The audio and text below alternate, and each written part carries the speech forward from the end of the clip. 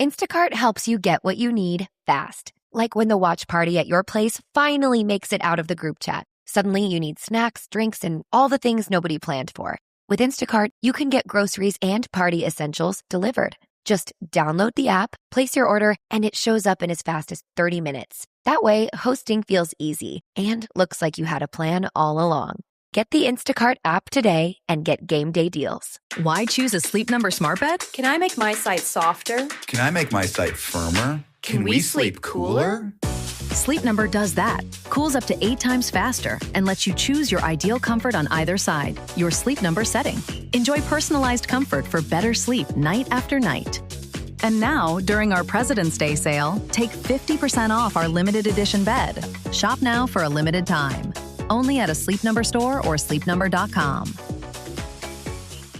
There are a million reasons people start therapy. A breakup, burnout, a new job, whatever your reason, there is one place to start. Grow Therapy meets you where you are with support that actually sticks. Whether it's your first time in therapy or your 50th, Grow makes it easier to find a therapist who fits you, not the other way around. They connect you with thousands of independent, licensed therapists across the U.S., offering both virtual and in-person sessions, nights and weekends. You can search by what matters, like insurance, specialty, identity, or availability, and get started in as little as 2 days. And if something comes up, you can cancel up to 24 hours in advance at no cost. There are no subscriptions, no long-term commitments. You just pay per session. Grow helps you find therapy on your time. Whatever challenges you're facing, Grow Therapy is here to help. Sessions average about $21 with insurance, and some pay as little as $0, depending on their plan. Grow accepts over 100 insurance plans, including Medicaid in some states.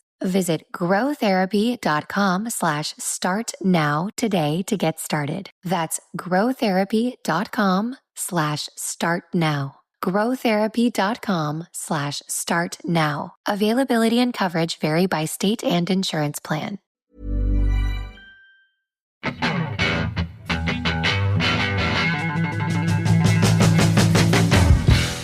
Welcome to the Neurodivergent Experience podcast, a podcast where we share the lived experiences of neurodivergent people to help create a better understanding for our community. Join us every week as we bring you honest, raw, and inspiring conversations with specialists, advocates, and individuals who know exactly what it's like to live the neurodivergent experience.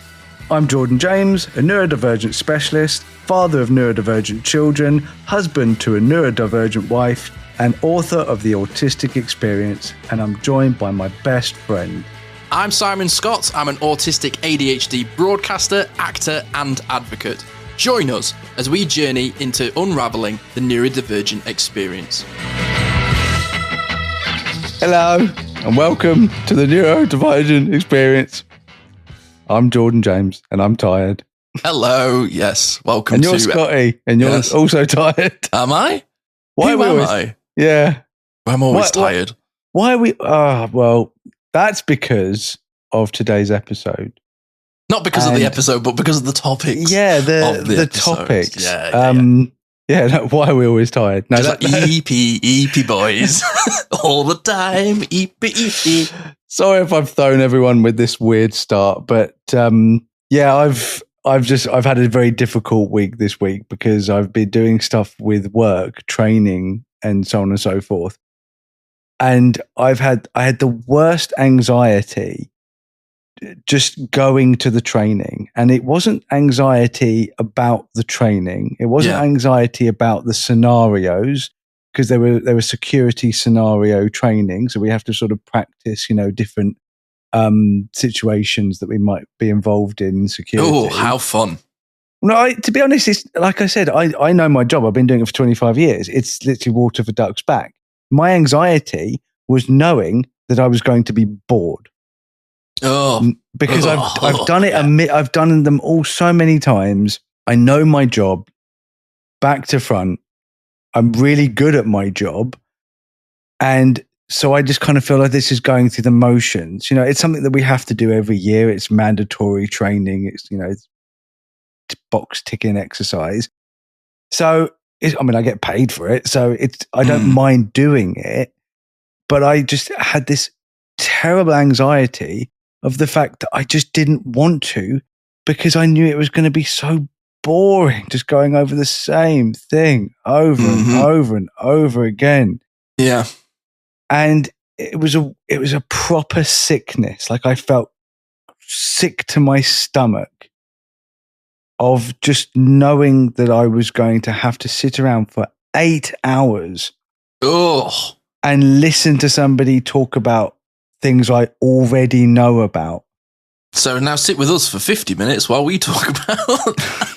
No, I totally feel you, dude. I have a lot of moments that are like this. I mean, I've had a pretty busy week so far with work, and it's not over yet. And there's just certain elements of it. I like loads of it.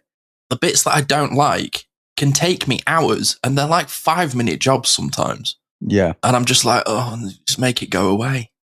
So obviously, if you haven't figured it out, we're talking about PDA, but we're also talking about ED, which is executive dysfunction.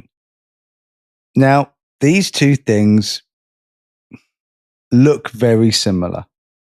And the differences are inconsequential in the moment, but the whole, I suppose everything is inconsequential if you give it a name in the moment. Yeah. But after the moment, we like to understand what just happened.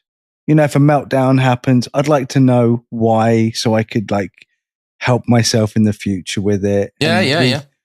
If there is a difference between my motivations for PDA or executive dysfunction, maybe that's something that I can work on. And if they're two separate things, then I can work on them separately, and therefore become a better, I don't want to say functional, I am functional, even better functioning adult. So I could just go and do things without feeling like I'm going to vomit just for the thought of being bored.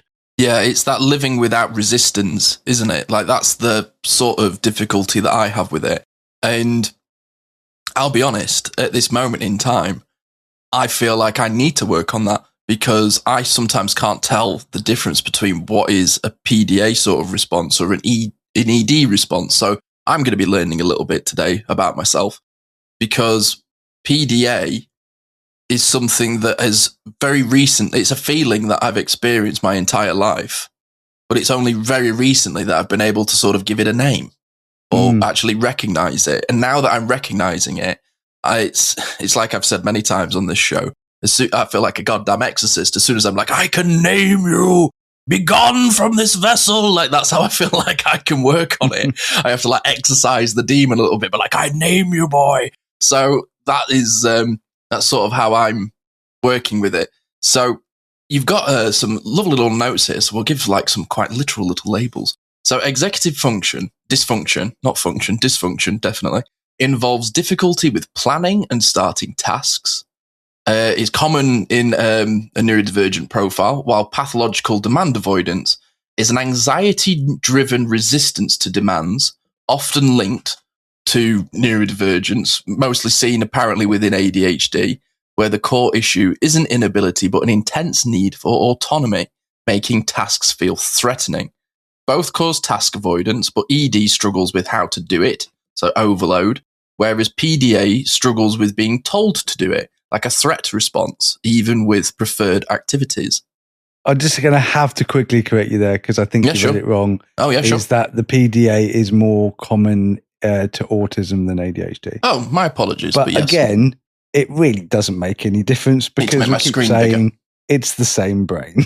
Yeah. This is what I mean. It's the same brain. It's irrelevant. What it's linked to, it's linked to neurodivergence. Both of these things are neurodivergence. So yeah, it's interesting that it's both cause avoidance, but there's different responses to it. So it's what is it, overload or a threat response? Well, let's start with executive dysfunction, because it's not really something that we've talked about a lot, because we kind of just lump it in with PDAs. I always think the PDA causes executive dysfunction. That's how I've seen it. But apparently, according to people, I was just about to say other people. I honestly, I guess that if you want to break these down into two separate different things, it's probably from research of speaking to people and saying, okay, why is it that you couldn't do that? Why is it that you couldn't do this? So if you want to give these names, whereas I don't need to, but if you want to, this is very, very handy. So how would you say that you would struggle with executive dysfunction on a daily basis, where you might have previously thought, oh, that's PDA, but it turns out it's executive dysfunction? Well, if I'm sort of reading the definitions that we've got on here, my organization or like my planning ability or my working memory feels disabling. Like I forget a lot of important shit. And even though somebody's like, the amount of times, dude, somebody said to me, just get a planner, just get a diary. And my brain goes, fuck off. Yeah. It's not happening. But I sometimes struggle with just overload. Like if I know that I've got that to do today and that to do today and that to do today and that to do today, it genuinely feels like I'm stood at base camp and looking up at a big mountain and going, oh no, I've got to get up there and I don't know where to start. And I get in this like paralysis by analysis. And it's not even a case of like, oh yeah, just start the task. I genuinely have to have that conversation in my head of like, okay, 3, 2, 1, and go. And go. Come on, Simon, and go. Like, as an example, I struggle to get out of bed every single morning. And I've tried lots of different things, and I still feel like I've been bonked over that. You know, like in cartoons where they get knocked out and they wake up in the morning, they're like, oh, and Tweety birds flying around their head. That is me every single morning. And I just can't fight that feeling of just like, okay, come on, just get out of bed, get in the shower, and go. And I'm just stuck. It's like I physically can't move. That's interesting, because I would associate that being with PDA, because the whole getting in a shower thing, that's a demand. So I would say my executive dysfunction is, I just bought a brand new computer and now I have to go and set it up. And I like, it's a laptop, and I have to install the virusware. I have to install the latest version of Windows. You know, I have to get it out the box. I have to plug it in. I have to get it all done. So I have to make a plan when I'm going to do it, how much time I'm going to have to do it, you know, where I'm going to put it, where I'm going to store it, what I'm going to do with the box after it. There's so many little demands within this one task that I see executive dysfunction as being that because of all the planning, because of all the organizing and the use of my brain, that I have to actively use my brain. And then there's that, right, but what if I install the wrong kind of RAM? Or, you know, what if I do something wrong? Or what if I drop it? And then it's like overthinking it. So then I thought, therefore, I will just sit there until I'm ready to use up my energy, like a sloth, really. It will only use its energy if it has to. But obviously, in a working environment, sometimes you just have to do things. And that's why I feel tired all the time. But I would apply that to getting up in the morning, because I know I've got to feed myself, I've got to get in the shower, I've got to clean my teeth, I've got to do that, I've got to do this, I've got to do that. And it's if I have to get out of the house for 9 a.m. and I have a list of tasks that I have to do between 8 o'clock and 9 o'clock, like get up, take the dog out for a walk. Right. I've only got 15 minutes to do that. I've got time. Hold on. Let me agree with you. Oh, sorry. I agree with you. I see what you're saying now. I didn't really understand what you were saying. No, that's okay. So what you're saying is exactly the same as me, is that it's the overall task of coming from getting out of bed to getting to work, all that stuff in between. but all that stuff in between are demands. It's like, so to me, what it seems like is executive dysfunction is the inability to start a task that involves lots of mini demands, which then brings in PDA. Yeah. So a lot of the time, I would imagine, it seems to me, that these work in tandem. Like they literally both work at the same time to fuck us over. They're like salt and pepper. That's like, you can't, that they sit next to each other in the brain table. Oh, salt and vinegar on your chips. That's you're what like, oh yeah, get them in there, do nothing. But that's sort of how because like a lot of my contributions to this show, other than the technical element of it, is lived experience. I'm not a psychologist. I'm not a therapist. I haven't got the knowledge that you've got, but I can only ever talk about my own experiences and try and make it relatable.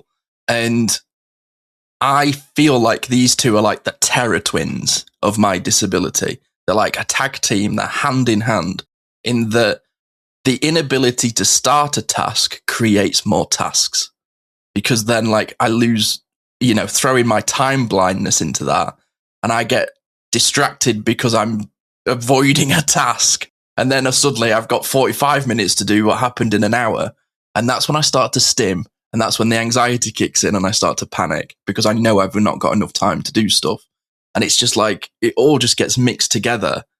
And I just it almost, I feel like I've had anxiety attacks because of, I can't break out of PDA, or like something so simple. I'm stuck in bed. And then my partner says to me, come on, time to get out of bed. And instantly my brain goes, no. And it's like, when you try and put two magnets together and there's that force in between that's like very vibrating and it physically exists, but you can't see it.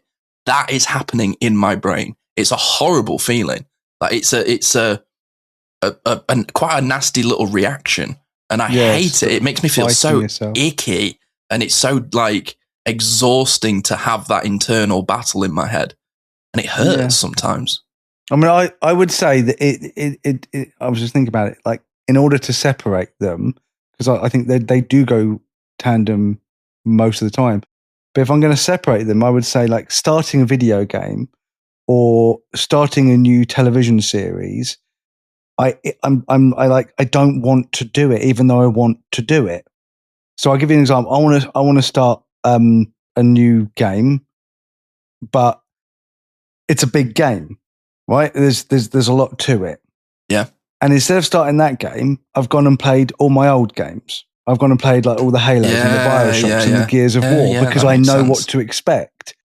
So it's almost like, because I have to use my brain, my working memory, my organizing and my planning for a new game, it's putting me off playing it. And I know that once I start playing it, I'll love it. But it's just getting over the hump. I literally have played like 8 games, old games, and I still haven't started this game, even though it's on the top of my list of like, I was so looking forward to it coming out. It came out and I just went, I can't handle this. And then I would say that like a separate thing for PDA is literally just cleaning my teeth. Just being like, oh man, damn it. For me, it's washing my hair is the big one. It just annoys me. And it's something I used to do every day because I used to wear a lot of like product and stuff in my hair. And now every time I get in the shower, it's like, go on, you should probably wash your hair. And I just sit there and I'm just like, and then I'm in the shower for 15 minutes because I'm arguing with myself whether I should wash my hair or not. Yeah. I'm just sort of just stuck there. But that's, dude, what you were explaining with video games, that's why I've had Red Dead Redemption 2 on my computer for 3 years and I've not played it. And I play absolutely everything else because I'm like, I know once I start it, it's deep. You've got to really go into it. It's why I've never played a Final Fantasy game because you're like 300 hours in and you're only in Act 1. I'm just like, I can't be arsed. I haven't got the mental capacity to commit to it. Games nowadays are definitely not built for my brain, even though I do enjoy them. Right, let's have a break, and then when we come back, we can delve deeper into this very interesting subject. Hi, it's Melissa Benishai, CEO and co-founder Baked by Melissa. I'm thrilled to be partnering with Blue Apron to bring you simple, delicious meals for tired parents with ingredients delivered right to your door, like a beautiful rainbow crunch salad with my miso vinaigrette. They're easy to make, they're loaded with fresh vegetables, and you don't need a subscription to order. Get 35% off your first order at Blue Apron with promo code Melissa. Terms and conditions apply. Visit blueapron.com/terms for more. Love you. Bye. Why choose a Sleep Number smart bed? Can I make my site softer? Can I make my site firmer? Can we sleep cooler? Sleep Number does that. Cools up to 8 times faster and lets you choose your ideal comfort on either side, your Sleep Number setting. Enjoy personalized comfort for better sleep night after night. And now, during our President's Day sale, take 50% off our limited edition bed. Shop now for a limited time. Only at a Sleep Number store or sleepnumber.com.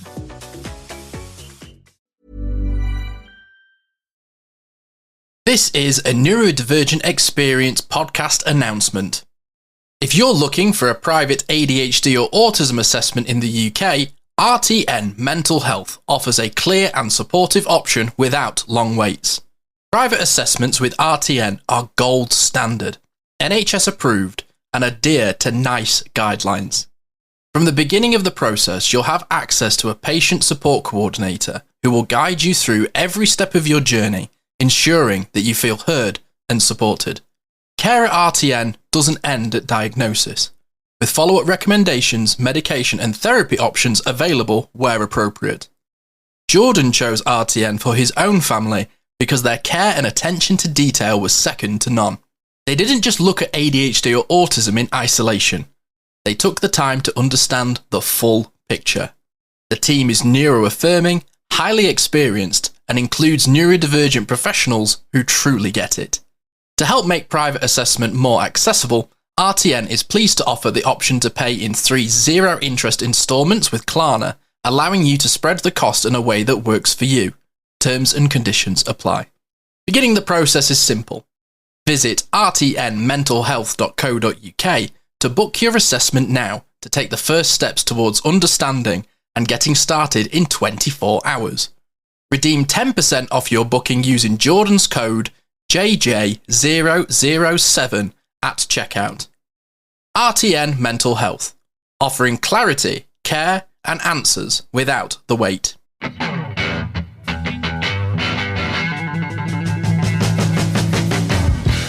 Welcome back to the Neurodivergent Experience. We've been talking about executive dysfunction and pathological demand avoidance, PDA.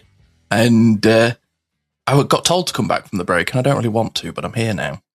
Do you know what I find quite interesting is within the research that I was looking at in an article, it literally says that about the overlap. It says PDA often co-occurs with ADHD, autism, and involves ED. But ED doesn't always involve PDA. So they're basically saying that PDA always involves executive dysfunction, but executive dysfunction doesn't always involve PDA. And obviously, we're literally talking about breaking it down. Yeah. I wonder what part of executive dysfunction occurs when it's like, oh, I've got to go to the toilet, and I'm sitting down comfortably, and I will literally leave it I will nearly pee myself. Yeah. Before I force myself to get up and go to the toilet, because that's a demand, and it's like, no, I don't want to go to the toilet. It's such an annoying thing to go to the toilet. Oh, I had so many accidents when I was a kid because I was doing other stuff. I was like, I'm playing a video game or I'm playing with friends. And like the amount of times that I would run off a playground and have an accident because I just didn't want to stop doing what I was doing. Yeah. But I would also put that down with like a hyper focus as well. Like once we're in the zone, we're in the zone. Yeah. But I don't know what planning is involved in me taking a piss. You know, it's just standing over the toilet. So it's like I said with these things, it's great to put a name to them, and it's great to understand them to a deeper level in some aspects. But at the same time, it doesn't really it doesn't change the fact that what it is. And I'll give you an example of why sometimes it's not always that important to know things about things, right? Okay. During my training, we were doing armed marauder attack training. Sounds like a D&D campaign, but yeah. Okay. Essentially, it's if somebody comes to our site with some sort of weapon and tries to attack, it's something that happens. Yeah, Most unfortunately. people associate it with terrorism, but it's not always terrorist related. So we're learning how to deal with this situation. And during this, the trainer shows us a video about an attack that happened last year on a train, a knife attack. Yeah, I remember it, yeah. And then the police coming out and saying, we don't think it's terror related. And I was like, what was the point of that video? We're learning how to stop it from happening, or what we should do during it. That's what we're learning. That's the training. How we are supposed to react to somebody attacking members of staff with a knife. That's what we're training for. Yeah. Why does it matter if the person's motivations are political, religious, or mental health related? Maybe they've just snapped. Maybe they just hate the company. Maybe they're a disgruntled employee. It doesn't matter why they're doing it in that moment. The fact that they're doing it, my job is to react to that. A person who's doing an investigation afterwards, like the police, it is their job to determine why they did it in the first place. That's not my job. My job is to stop it happening or to limit the amount of damage that is caused by reacting and saving lives, right? That's my job. Yeah. So why does it matter if it's terrorist related or not? Why is that part of the training? Just train me in what I need to know. And this is what, and when I asked that question, I got an answer of, to be honest, it doesn't matter. And I was like, cool. What a wonderful waste of my time watching videos about why someone did something when it didn't matter. Oh, that's an intriguing feeling, that, isn't it? I do feel like I'm on an island sometimes. I'm just surrounded by people who just don't understand my brain. Because everybody in the room's looking at me like, oh, why is he asking this question? It's like, because in the future, I don't need to see this video. I know not all attacks are terror related. I already know that. You could just say that. You didn't need to make it part of the training. Like it's just a really odd thing. And that's what I feel about most things that I see in life. I'm just like, what is even the point of that? Like, why did you put so much effort into something that literally didn't matter? And I'm wondering, is that what we're doing today? Like we're breaking these things down. I'm like, why does it matter? But again, like I said right at the beginning, it matters if you need to know how to separate these things in order to get help. And in the third section, after the next break, we will talk about some ways of helping with these. So we're not going to leave you wanting. But it still begs the question of like, maybe after the fact. Like I said, I think this is more of like we're the investigators to know why the incident happened in the first place. But during the incident, the reasoning to me doesn't seem to matter. It's not like I'm like, oh, I don't want to have that orange because, oh, maybe it's like, it doesn't matter. I just need to overcome the fact that I need to open that orange and then eat it. I think actually you've hit quite an interesting point there in that the reasoning for me is actually one of the issues that causes my paralysis, is that I know that I've not had enough. I'm like, why does my head hurt today? Why am I grumpy? Have I only had one cup of coffee to drink all day? Yes, I have. Shall I go get a drink? And I'm stuck. 3 days later. 3 days later, and I'm like, like all shriveled up and salty. Like SpongeBob when he comes out the water. Yeah, literally that's me. But it's the voice and the reasoning that comes in when I'm in that moment that is the really damaging, disabling moment. It's the internal monologue that happens when I'm in that moment, because I try and reason with myself, like in like the worst possible way sometimes, in that there is a voice that sometimes starts in my head that goes, just do it. Why can't you do it? Like, it's so easy, just do it. And it almost creates, so I have like that executive function moment, and then the voice in my head creates demands, because that's like my internal ableism, it's my comparison, and it's essentially like a trauma response to how I felt about myself a lot of my life.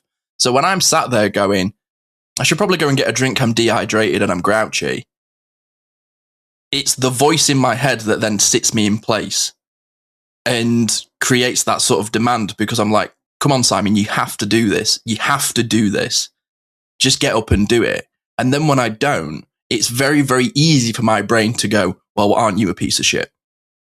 Genuinely. Like, that's the response that is created in these moments. And I would say that sort of executive dysfunction, stopping me to reach for a glass of water or to go to the toilet before I tinkle myself, or just something as simple as walking to my car every day and seeing that it probably needs a hoover out. But the voice that then criticizes me or takes lumps out of me at that moment is the investigator in the moment. He's not necessary. He's not needed in that moment. And it makes it worse.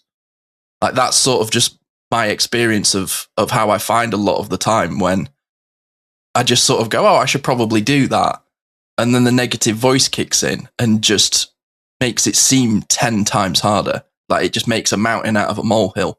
Yeah, I also wonder, like, when it comes to executive dysfunction, is it motivated by a fear or an expectation of failure? Oh, failure, like, dude, has stopped. The fear of failure has stopped me starting so much. Yeah, it's all because it says PDA is anxiety driven, and I can't disagree with that. But I wonder if ED is also anxiety driven, or the anxiety of failure, because the whole idea of demand avoidance is an extreme anxiety driven need for autonomy. You know, we need to be in charge. You know, it leads to the avoidance of demand. You know, like even enjoyable ones. And it seems like it's a nervous system threat response, you know, to like a perceived pressure of like a loss of control, I guess. Well, what I can sort of testify to that is like work doesn't come to you. You've got to go and get work. And we've discussed many times on the reasons as to why people can't get into work. But from my own experience, a lot of it has been, it's not what you know, it's who you know. And I obviously don't always do best in social situations. And a lot of the time I've been in job interviews and the fear of not being liked has made me almost not turn up. Like the fear of getting a rejection. Like when I was doing like auditions and stuff as an actor, I stopped turning up to them because I was afraid of getting a rejection, even though that was 99% of the time. And like, I would just feel so bad about myself if I didn't succeed in it. And a lot of when I was in my burnout phase, it was like, well, it's easier not to have people. It's easier not to do things because then you're not going to feel shit about it. I'd rather feel shit on my own. Yeah, I do think a lot of like both of these are trauma led. Like, you know, we've spoken with Ashley in the past, like the first 6 years of our lives shaped so much of who we're going to be and how we're going to react to the world. You know, and there is a section of people that believe that trauma is what causes ADHD and autism, but obviously, you know, that flies in the face of actual science and physical differences like the synaptic pruning process that's so very obvious. Our reaction to stimulants, you know, slowing us down rather than hyping us up. So it's all well and good. People are like, oh, it's trauma response. But I do believe that a lot of the behaviors associated with neurodivergence are an extreme trauma response because we're so hypersensitive. So I don't think our hypersensitivity is anything to do with trauma. I think that our hypersensitivity is an evolutionary advantageous and disabling aspect of our neurodivergence. But I definitely think that the hypersensitivity to trauma makes our reactions to everyday tasks that neurotypicals might also be traumatized can just do because they seem like normal tasks, whereas their trauma might affect them with something big. So somebody getting anxious about their wedding day would be us getting anxious about what trousers we're going to wear today. Like that. I know that to anyone listening, that sounds like a crazy, like, wedding day is the most stressful day of your life. And I'm like, right, but that is my life. Oh, yeah. Is what trousers do I wear today, or what socks am I going to wear, or like, when I'm laying in bed now and I'm all cozy, do the difficulty in order to get out of that bed because I forgot to clean my teeth, that I end up just a lot of the time, I mean, not a lot of the time, I do clean my teeth quite often because Sylvia makes me. It's a weird relationship. But yeah, but if I didn't have Sylvia, would I ever clean my teeth? Because I think I would just, and it's not the fact that I'm just like, oh, I don't want to clean my teeth. It's the fact that I forget. And then when I remember, I'm already in a situation where I'm like, no, I don't want to do it. Oh, dude, how often in a day do you have that moment where you go, oh, fuck, I was meant to do that thing? Oh, just remembered 10 hours fucking too late. I could be sitting here right now, and there's one of my friends is like in a cinema. I'm like, where is he? Dude, I have been such a shit friend with that sometimes, and I feel awful. No, but I have to. It's not a shit friend. But that's what I mean. That's the response that comes from it. You're not a shit friend. You just forgot to set 1.5 million alarms. No, I know. It's like literally. I played golf the other day, dude. And I nearly made myself late because I didn't know what to wear. I was like, I have so many of my lovely outfits, and it's like the clothing that I actually spend like proper decent money on. And I have like a bit of all the gear, no idea, if I'm honest. And I was literally just stood in front of my wardrobe the other day for like 10 minutes going, what about those trousers? These trousers? Do you think the guys will like these trousers? What about those trousers? And I looked at my watch and was like, I was meant to be in the car 2 minutes ago. And I'm stood here in my pants and socks. Great. So I do think that there is this worry of embarrassment or failure or just being around other people and being judged. There is that aspect, but also I think that it's an internal judgment, an internal embarrassment, an internal hatred of oneself that also stops us from doing things. I mean, quickly before the break, I would say that like making food is a big thing for me because I know I can cook, but I have this thing of, for me, my motivations of just going and making a quick sandwich and that's my lunch is mostly because I just want to eat and get on. Like it's an inconvenience. Yes. Eating during the day, eating for breakfast kind of feels like a thing that I enjoy doing. Eating for dinner feels like an event each evening where we all sit down. It's like an event. But lunch, it's just getting in the way. It's just I'm in a flow state, and then suddenly I go, oh, I should probably eat now. I'm like, so my favorite lunch is literally a sandwich and a packet of crisps and a drink. So like a meal deal, from Tesco. I love a good meal deal. It's just give it to me now. Just give it to me now. Just done. Easy as it possibly can be. That is what I want for lunch because it's just getting in the way of all the other things that I'm doing. And I'm like that with sleep. Like genuinely, I remember saying in my assessment, if I could take a pill that I never had to sleep again for the rest of my life, I would take it. Yeah, because I go to bed and I'm like, I hate sleeping. I don't want to go to sleep. I've got too much. I've got things I want to do. It's a waste of my life. And then I wake up the next day and I feel concussed. Like Bon Jovi said, I'll sleep when I'm dead. All right, let's have the last break, and then we'll get into the section of how we can help, I guess. We'll try. We're back in a sec. Why choose a Sleep Number smart bed? Can I make my site softer? Can I make my site firmer? Can we sleep cooler? Sleep Number does that. Cools up to 8 times faster and lets you choose your ideal comfort on either side, your Sleep Number setting. Enjoy personalized comfort for better sleep night after night. And now, during our President's Day sale, take 50% off our limited edition bed. Shop now for a limited time. Only at a Sleep Number store or sleepnumber.com.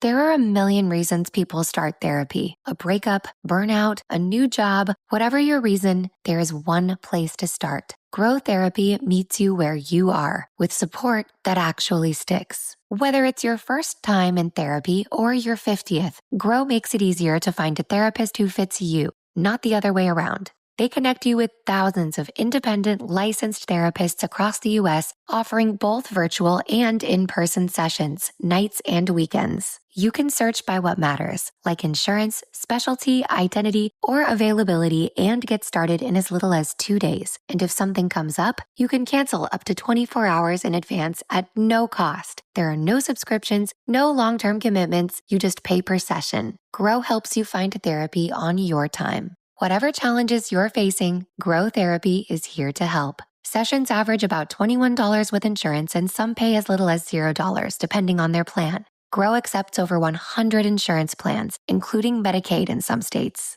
Visit growtherapy.com/start now today to get started. That's growtherapy.com/start now. growtherapy.com/start now. Availability and coverage vary by state and insurance plan.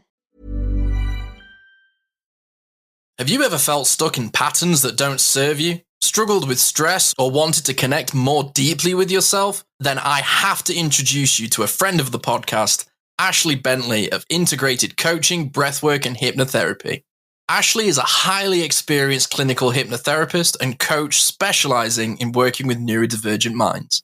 Through a unique blend of integrative coaching, breathwork, and hypnotherapy, Ashley helps people rewire subconscious patterns, regulate their nervous systems, and step into more empowered versions of themselves.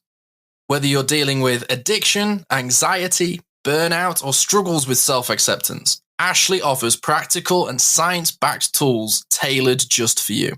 Her unique methods combine neuroscience, storytelling, and subconscious transformation to create real, lasting change. Jordan and I can personally attest to the profound and transformative effects of her sessions, which have been life-changing. She does all of these sessions online, meaning she can work with you no matter where you are in the world. If you're ready to break free from old patterns and start living with more clarity, confidence, and connection, go to bit.ly/Ashley NDE to book a free consultation or learn more.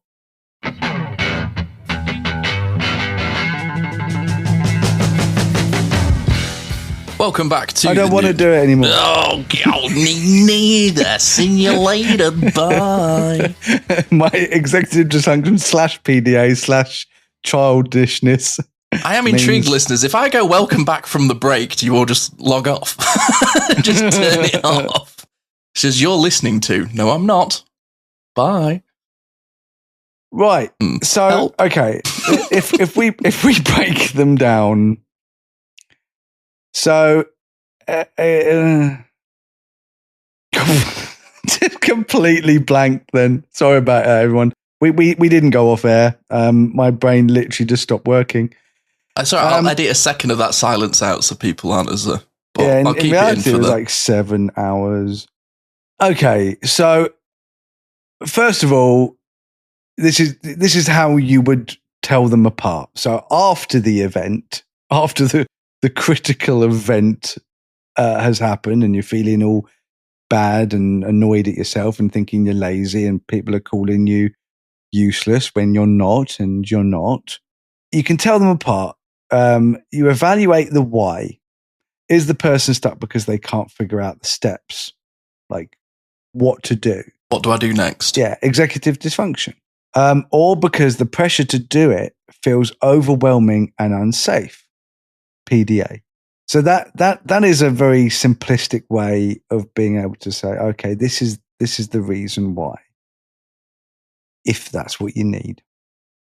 Observe the response. Does the person improve with tools or for organization, executive dysfunction, or do they need the demand itself to be reframed or removed, PDA? So in that sense, it might be helpful to understand a difference, not because it matters to you in that moment, but it actually might help people around you or you as a parent with your child, if you're listening, to understand the difference between why your child is not doing something. Is it because of executive dysfunction or PDA? So your approach to that particular thing, and I know for a lot of parents, and it definitely was for me, is getting your kids dressed in the morning. They do not like to put clothes on. I remember when they were little, they were, well, literally, we're just talking about what pair of trousers should we wear. But a lot of it, you know, and it's like to find out what the problem is, rather than just fighting your kid and getting annoyed with your kid and getting angry that they won't get dressed, maybe find out why. It could be a labels issue. Maybe there's a label scratching them, but they don't know how to get that across. Maybe that's, you know, like a sensitivity to trousers. I have to wear special trousers at work. I don't like the company uniform. I have to buy my own trousers that look like the company uniform, but are much, much better, like silky quality, because their ones are very, very rough on my skin. Scratchy. Just the idea of wearing their cheap ass freaking trousers makes me cringe.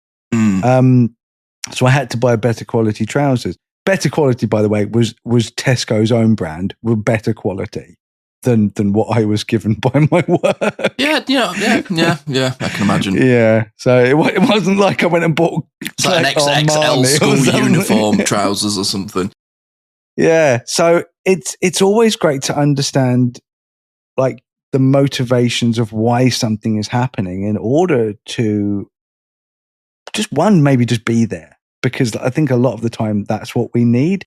We just need someone to understand it and not reprimand us or judge us for it. That makes a lot of sense, because just evaluating the why, doing homework after school used to be a battle for me and my parents, because a lot of the time my parents thought that I didn't want to do it, whereas actually I didn't know what to do. It's like I was looking at sort of my homework and I was like, I'm sort of stuck on a question and I don't really know how to move forward. And then I see all the other questions written underneath the one that I'm stuck on. And I start to go, I don't think I can do this. Whereas where I think the PDA comes in is that's the overwhelming. It's like I go, I don't know what to do next. And then I get overwhelmed because I know I should know what to do next. And then the feeling of unsafeness comes from the fear of failing or letting anybody down. And that's a big sort of trauma response for me, is letting people down or not achieving your potential, let's just say. And one of the really great things that I have sort of taken into adult life is that work sometimes still feels like homework. But if I have somebody that just sits with me and is just with me while I do it, it releases me from it. It like gives me a bit of sort of confidence that I can do it. Because like when I left university and I went into the real world, I didn't really know what to do next. I was like, what do I do now? And I just felt stuck, just sort of in place. And I think if I'd known that and recognised that, I would have been able to have communicated what I needed support with, which is, could I speak to somebody who helps you get in the workplace or things like that? But it never occurred to me because I was just stuck in a panic. Yeah, no, I get that. I think it's also important to understand what it looks like, you know, from an outside perspective, you know, because when you're going through it, you don't always know how to help yourself. So we do rely on the people around us, if we can, to sort of say, you know, are you okay? Can I help you with that? Or giving you that motivation. Like, I know that our other halves, if they see us struggling with something, they will be like, you've got this. You're good.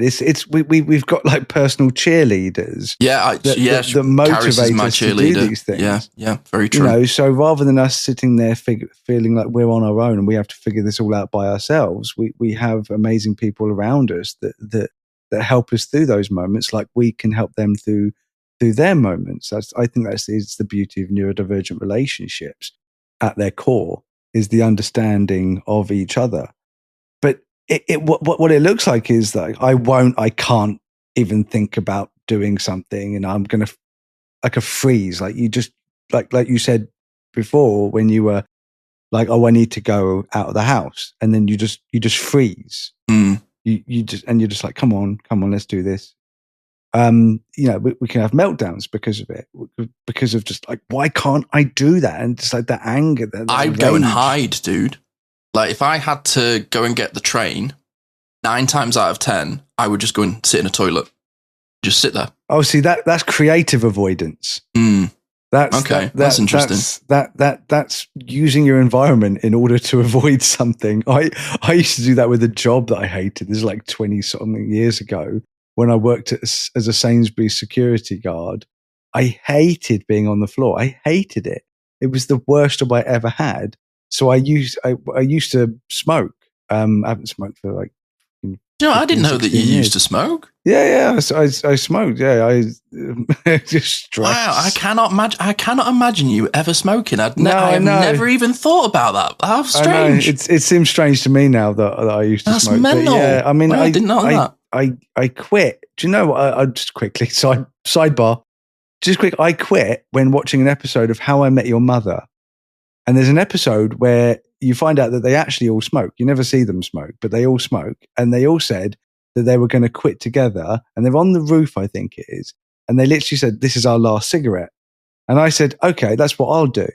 So I went out into my garden. I lit a cigarette. I said, this is my last ever cigarette.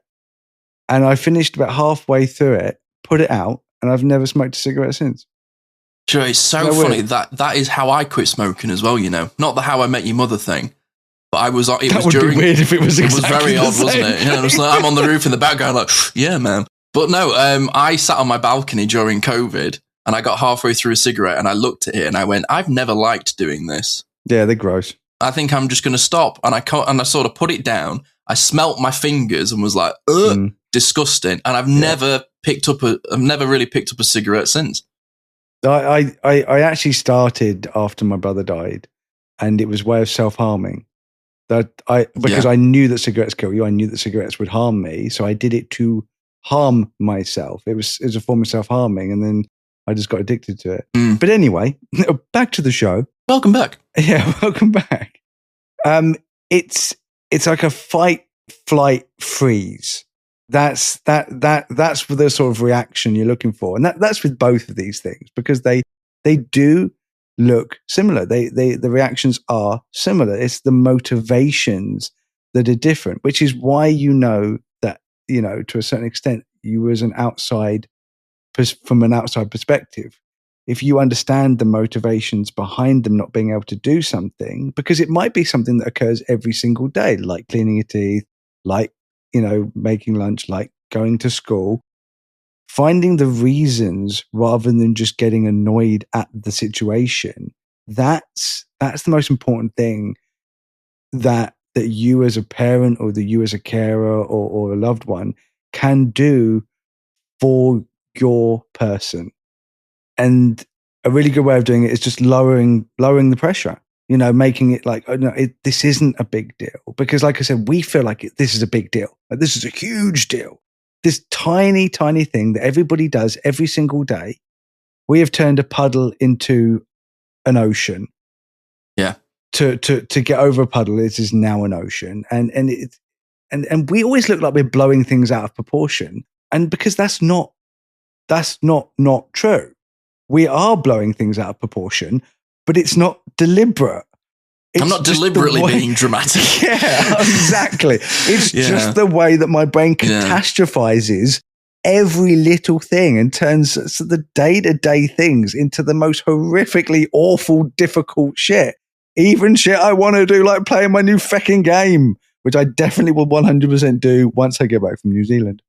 offering different choices, like, giving ourselves, different options, I think is always a good one. So it's like, okay, you don't have to do this, but maybe you could do this instead. And I think that especially with kids, schools need to be so much more relaxed when it comes to uniforms. They've got to be flexible. They've got to be so much more flexible. Yeah. Because I'm the sort of person, I don't really like wearing belts. I will wear belts if I have to. Oh, sitting down, dude, and feeling a belt press into you can ruin my day.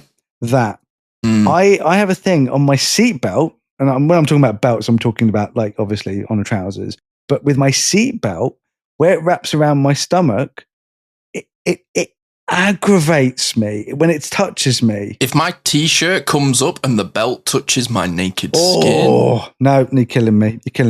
So what I did when I got my new car, what I did is you can get these clips that attach to your belt, and you can make the belt looser, and it doesn't affect the functionality of the belt by making it so it doesn't sit tight on you. It clips, and it provides a thing where you get a little bit of looseness. It's like going like a couple of buckles out on the belt on the trousers. Yeah, it's makes sense. Game changing. I don't sit there shifting and fiddling and pulling my belt. I'm concentrating on freaking driving instead. Yeah. But yeah, it is so difficult sometimes understanding what the problem is. But I think that is the key, is doing that investigation after the event, in order to then prevent the event from getting to a catastrophizing state in the future, and make your loved one feel like it's okay.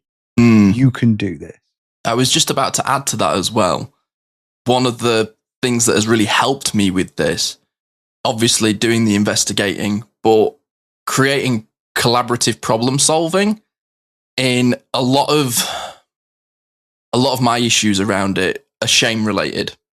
Like, I feel embarrassed almost, not just admitting that I'm struggling with this, but accepting it, that I'm struggling with it.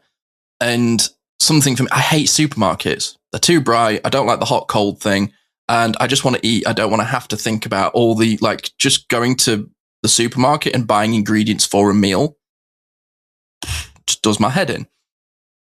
But being able to communicate that with my partner, and her not judge me for it, and kind of go, okay, let's do an online shop, and I will sit and do it on the laptop. You tell me what you want, and I will take it off your plate for you. But when it comes, help me put it away. I go, yeah, I can do that. I can do that. And that has been really helpful. And something as well, I have a friend who works from home. I work from home. Every couple of weeks, we will go to each other's house and just work there. And having somebody sat next to me while I do work and they do work really, really helps me break through. That's a great idea. It really, really helps. Shadow work really, really helps. Like if I want to sit down and read a book, it takes a bit of time. But if Karis is sat with me and also reading a book, I feel like I can meet her at her level a lot easier than trying to get to my own. And it's just sort of like collaborative play. Like if I can make the situation I'm struggling with sort of fun in a way, that has helped. But no, the shadow work with work, like if I have to do a really heavy edit, I will, and I literally have it on Monday. I've got a lot of editing to do. And I messaged my friend yesterday and was like, do you want to come round? We'll walk the dog together. I'll do edits and you just sit on your laptop and do your bit. And he was like, oh, that'd really help me because I've got a lot of crap on Monday I just don't want to do. And that's what we occasionally do. And we've both found it's really beneficial because we almost feed off, like we were talking about in a previous episode about the energy exchange. Yeah. It feels the same. It feels that similar sort of like energy exchange of, well, I believe you can do it and you believe I can do it. Let's do it together. That's really helped me. There you go. Okay, so thank you for listening. I hope it helped understanding the differences. And yeah, I'm all out of spoons. Yeah, me too, man. Thank you so much for listening. We will be back tomorrow with a hot topic, and Ashley will be with you for Mindful Mondays every single Monday. Thank you so much for listening. Be kind, be safe. Nightly bye. Thanks for tuning in to the Neurodivergent Experience. We hope today's episode sparked something for you, whether it's a new idea, a bit of validation, or just a moment of connection. Remember, new episodes are every week, so be sure to join us for the next one for more conversations and insights into the neurodivergent experience. If you've enjoyed this podcast, help us grow. You can do that by rating and reviewing this show. Your support makes a huge difference in helping us reach more people who could benefit from these conversations. You can connect with us on social media. Find us on Instagram, Facebook, TikTok. Just search for the Neurodivergent Experience. Thank you again for listening. And until next time, take care of yourself. You're not alone in this journey.